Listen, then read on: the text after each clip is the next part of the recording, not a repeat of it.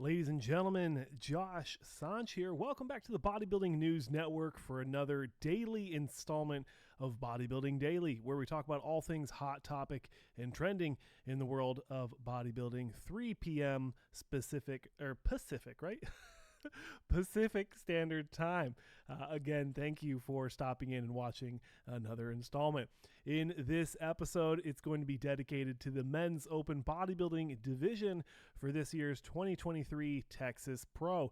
Just 3 days out this Wednesday afternoon, August 16th, 2023, we have a somewhat impressive lineup. I'm not going to lie, ladies and gentlemen, I am excited to see this lineup. There is one gentleman missing from this lineup, the reigning Texas Pro Open champion, Andrew Jack. We will discuss him at the end of the video, so stay tuned for that. But we're going to go ahead and start off with 3 gentlemen I'm excited to see. All 3 of them, I'm excited to see everyone, but 3 specifically are pro debuts coming into this Texas Pro. And the first one is going to be Carlos Thomas Jr. Now, this guy has been raising quite a hustle and bustle of pros and amateurs coming into the show. He's been getting everyone very excited to see what he's going to be bringing to the show.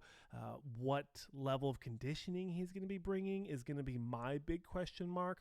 We are just a few days out from the show, and I would say he's not at the level of conditioning that I think he's going to need to bring to win a pro show.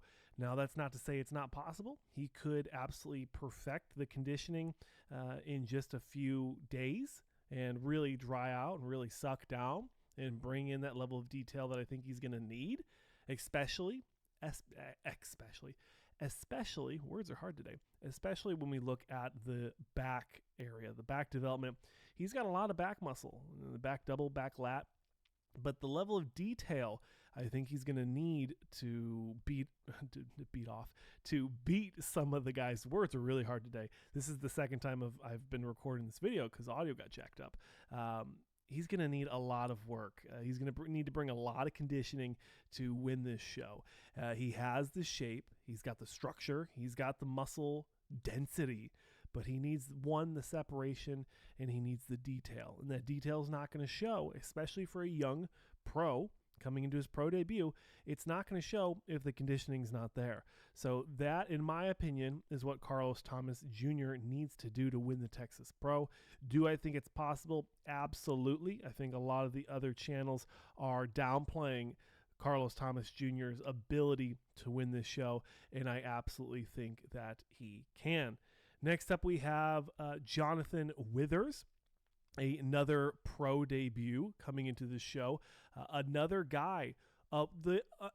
I'm amazed. I am blown away by the level of leg detail and leg development that these new pros are bringing. You think back, maybe even, and Totoro agrees, he decided to jump off my 5th floor balcony, and I'm pretty sure he fractured something in his leg, so I got to go take him in tomorrow. But he agrees that Mr. Withers here is very impressive. The level of detail and muscle development that he's been able to put into those legs is phenomenal. And when you look at the lineup, and you look at the lineups in the last 5 years, legs have not always been the strong suit. But it seems that this new crop of pros are really putting a lot of time in the gym to develop and perfect leg training, which results in leg development. And I'm absolutely blown away. I'm super stoked to see how he's going to compare against some of these guys. I do think that he's going to need a little bit more muscle development, thickness and density, and even width in the upper body department for him to be more competitive in lineups like the Texas Pro. Do I think he's going to win? I don't think that he has exactly what he needs to win pro shows currently. And that's not saying anything bad about any competitor, because you got to think there's got to be winners and there's got to be not winners. There's got to be second, third, fourth. Heck, there's got to be 16th. And if you're a men's physique Olympian, there's 40th. So there's nothing wrong with saying somebody it might not win a pro show. That's just the name of the game. That's just how it is. But I am, like I said, I am really excited to see what level of detail he can bring to the show. I thought he looked pretty impressive in his guest posing in Colorado, I think it was. And I also think that it's quite impressive watching his training footage. So I am looking forward to seeing what he's able to pull off at this upcoming show. And next up, we have Mr. Hutchinson. Now, this guy, another pro debut. Again, great physique, great structure. When I looked at him initially in the first recording that you missed out on, it recorded both microphones. It recorded this one and it recorded the desktop phone, microphone. So it was not good, unfortunately. So you get my second take. But when I looked at him initially, I thought he looked like a more dense and complete Nathan Epler. And that's not taking anything away from Nathan Epler, but this guy, Mr. Hutchinson, is phenomenal. I think that the possibility, the potential for this guy is non-negotiable. I think he's going to be a top guy. I think once he adds a little bit more thickness in the front, in the legs, the upper body looks pretty solid. I think if he adds just a little bit more muscle in the legs, a little bit more sweep, and that could be fixed with posing. I'm not sure. I'm not a professional here. I'm a professional talker. I'm an entertainer. If he does that, I think he could be quite deadly in some of these smaller shows. Olympia qualifiers, of course. It doesn't matter about the points anymore. It doesn't matter if it's a tier 1 show anymore, does it? So another funny thing that turned out from the Mannion's decisions last year.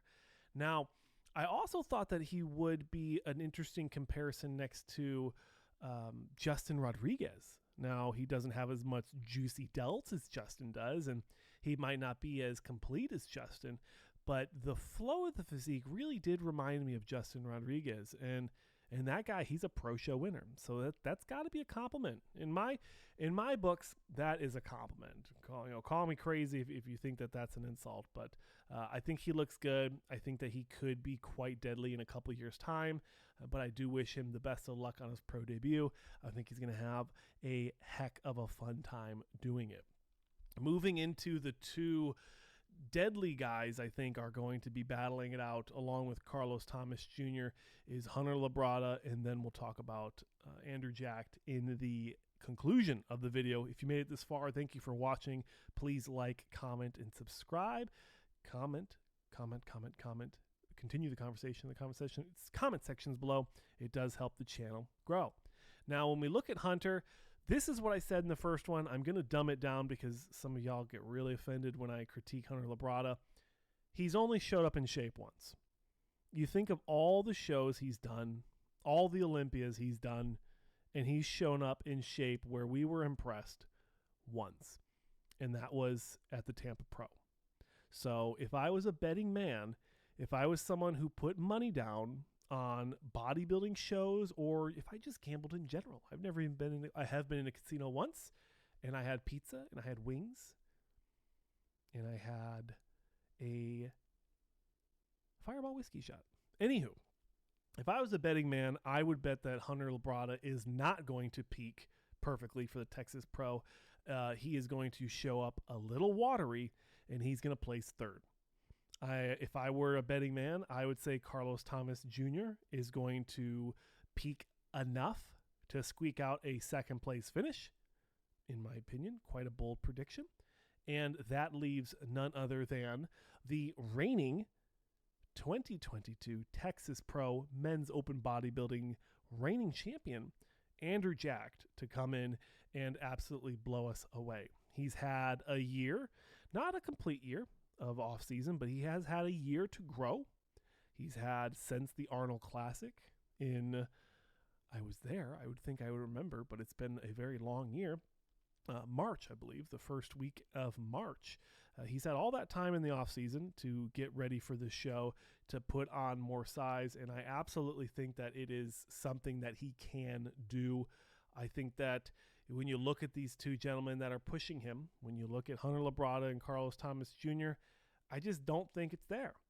Now, you will say, for those of you who are bodybuilding historians that think you're going to get one over on old Josh Sanch here, you're going to say, but Josh, Hunter beat Andrew Jack to the Olympia.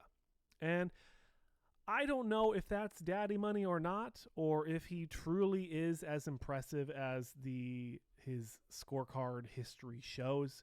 I don't see it. I think I think that Andrew Jack is a much more impressive, complete bodybuilder than Hunter Labrada. I'd say Hunter's posing is better. Andrew really needs to work on that. Gosh darn it, does he need to work on that? He needs to squat down on those side shots and really drop the hammies, baby. Drop those hammies. But I digress. Will Hunter Labrada prove me wrong? Will you let me know your predictions in the comment sections below? Am I way off on this? Do you think Hunter Labrada is going to have a clean sweep of this show? Do you think he's going to surprise the world again and show up in shape back-to-back shows and then come into the Olympia and stay in the top 10? Do you think that's even possible? I don't think so, but that's what the comment sections are for. Let me know your thoughts on all the competitors in today's video. And if you guys want to purchase any of the cool swag you see here, go to bodybuildingnews.net and let me know you're shopping, and I'll hook you up with a cool discount code.